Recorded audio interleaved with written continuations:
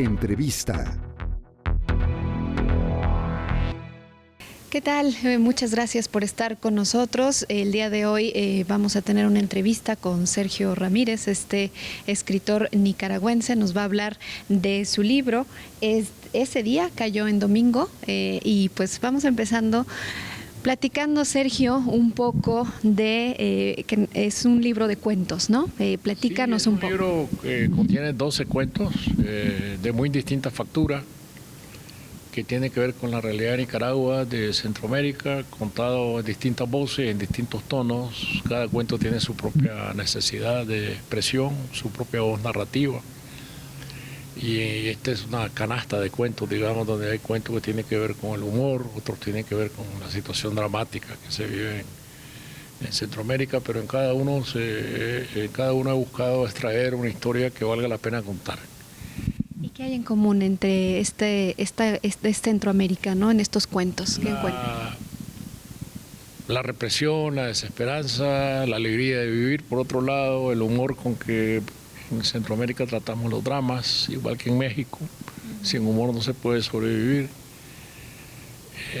Y el ojo que pongo sobre la represión del año 2018 en Nicaragua, algunos de los cuentos, en otros sobre países como Guatemala, la represión contra las aldeas indígenas, pero todo contado a través de historias muy individualizadas, que es la única manera de llegar al fondo del drama.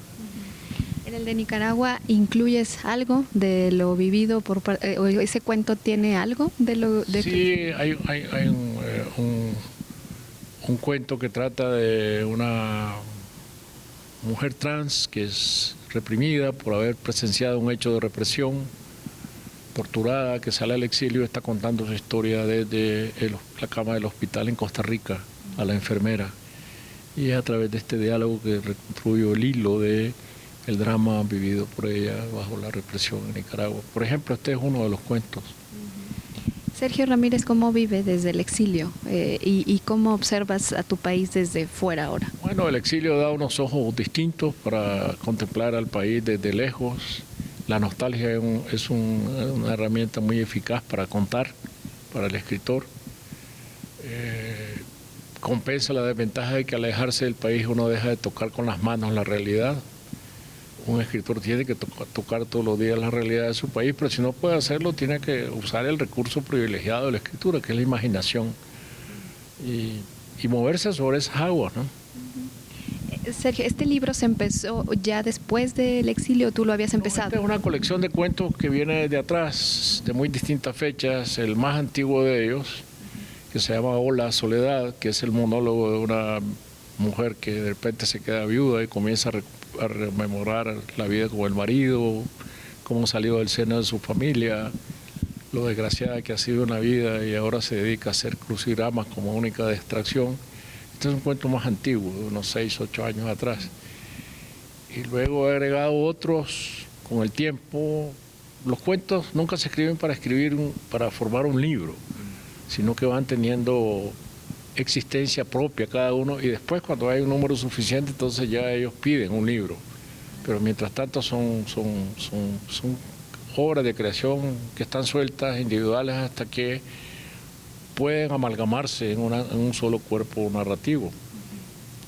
Desde México, ¿tú observas alguna similitud con Centroamérica o qué contexto tiene? Muchísimas. México se va pareciendo mucho a Centroamérica a medida que avanza el territorio hacia el sur.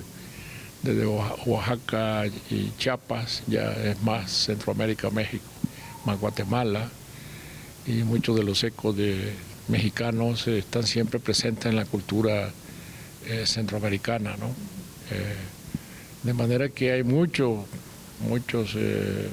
hilos de conexión entre México y Centroamérica. ¿Qué es lo que más observas de coincidencia? Bueno, la música.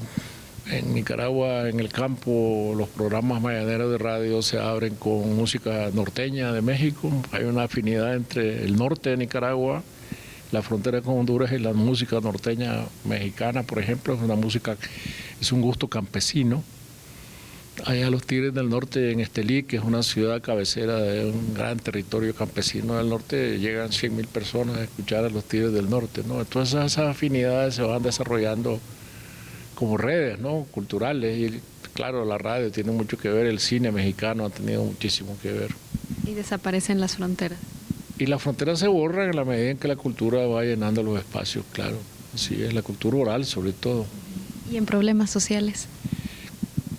Somos muy parecidos, las desigualdades también, la diferencia entre campo y ciudad, la vida campesina tan limitada, con tantas penurias, el amontonamiento de las ciudades, que son, muchas veces las ciudades vienen a ser congregaciones rurales. Es muy parecido a la estructura social de México y Centroamérica, claro, siendo México un país más grande, obviamente, y más rico que los países centroamericanos.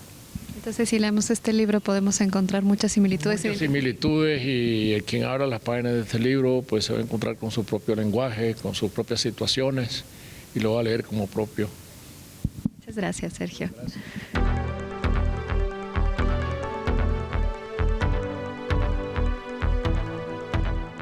Entrevista.